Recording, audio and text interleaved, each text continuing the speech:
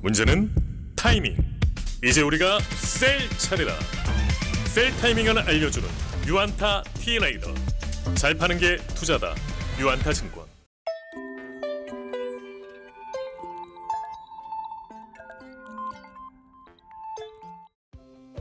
안녕하세요. 바쁜 삶 속에서 놓치기 쉬운 이슈를 정리해드리는 시간 유안타 투데이 유투입니다.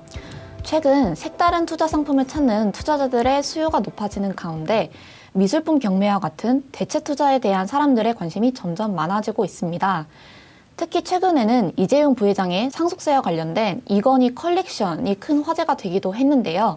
그만큼 미술품 경매 시장에 대한 일반 대중의 관심이 높아졌기 때문이 아닐까 싶습니다. 오늘은 유안타증권에서 스몰캡 섹터를 담당하시는 안주원 연구위원님 모시고 미술품 경매 시장에 대해서 의견 들어보는 시간을 가져보도록 하겠습니다. 안녕하세요. 안녕하세요.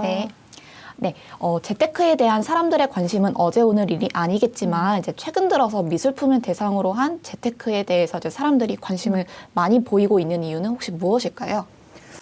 기존의 이제 미술품이라고 하면은 이제 금액대 자체도 굉장히 이제 높고, 그다음에 소수 컬렉터들을 중심으로 이제 시장 자체가 좀 형성이 되어 있다 보니까 진입 장벽이 좀 굉장히 높은 시장이었습니다.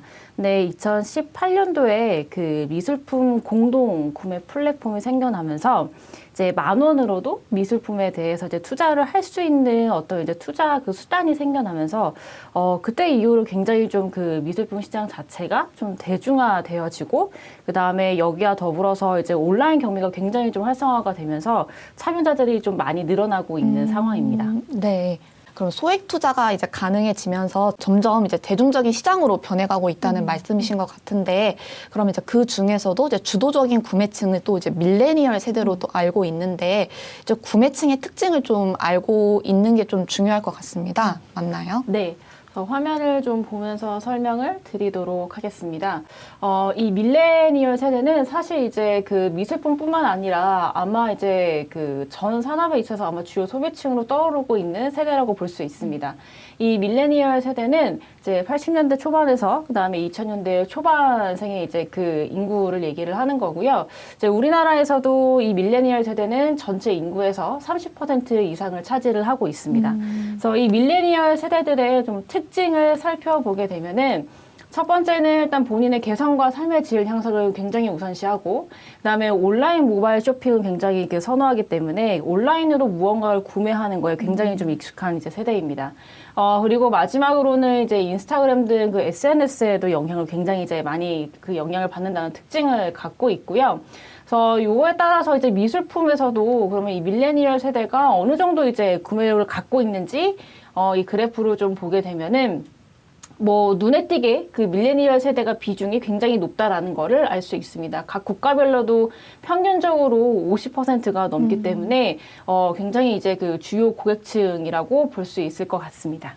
아, 네. 그럼 이제 구매력이 충분한 이렇게 참여자들이 이제 늘어나면서 이제 시장이 성장하고 있다면, 또 이제 그러면 참여하는 기업의 실적 또한 이제 실적 앞으로 좀 좋은 전망을 좀 기대할 수 있을 것 같은데요. 좀 대표적으로 어떤 종목이 좀 있을까요? 국내에는 사실 그 미술품 관련 업체라고 하면은 이제 서울옥션이 유일합니다.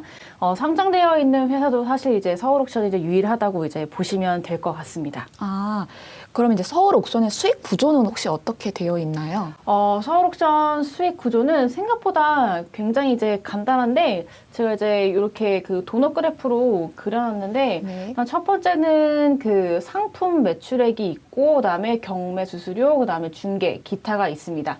그 각각의 사업부에 대해서 조금씩 설명을 드리면, 일단 상품 매출 같은 경우에는 이제 서울옥션이 자체적으로 이제 보유하고 있는 그 미술품 재고 자산을 이제 지금처럼 시장이 좋을 때 이제 시장이 비싸게 팔아서 그 판매 대금 전액을 매출액으로 이제 인식을 하는 사업부라고 보시면 되고요. 그다음에 두 번째로 경매 수수료 같은 경우에는 이제 경매라는 굉장히 이제 공개적인 그 시장에서 다수의 참여자들을 통해서 이제 그림이 이제 낙찰이 될 경우에 판매자와 구매자로부터 일정 부분의 이제 수수료를 이제 취득을 하게 됩니다. 그래서 이 수수료 매출만을 인식을 하는 게 이제 경매 수수료라고 보시면 될 것 같고요. 뭐 중개는 말 그대로 이제 그 1대1로 그 연결을 해줘서 그림을 작업할 수 있도록 해주고, 그에 대한 대가로 이제 또 수수료를 이제 취득하는 그런 사업부입니다. 이제 이제 말씀해주신 것처럼 이제 서울 옥션이 이제 상장 기업으로서는 이제 유일하긴 한데 그래도 이제 전체 시장 점유율은 또 어떻게 되는지 좀 이 부분도 좀 궁금해요. 2019년도 기준으로는 이제 서울 옥션이 그 국내 경매 시장에서는 이제 52%로 이제 1위를 차지를 하고 있고요. 사실 이제 국내 서울 옥션 말고도 경매회사가 한 9개에서 10개 정도 더 되는데 거의 이제 서울 옥션과 그다음에 K 옥션이 시장을 양분하고 있다고 보시면 될 것 같습니다.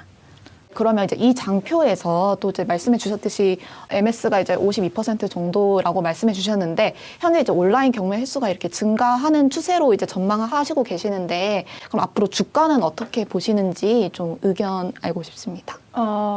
일단 제가 이 그래프에서는 그 서울옥션 주가 자체를 이제 2020년부터 잘라서 좀 그려놓기는 했는데, 최근에도 사실 이제 서울옥션 주가 흐름은 굉장히 이제 좋았고, 그 다음에 앞으로도 좀 계속 좋을 걸로 예상은 하고 있습니다.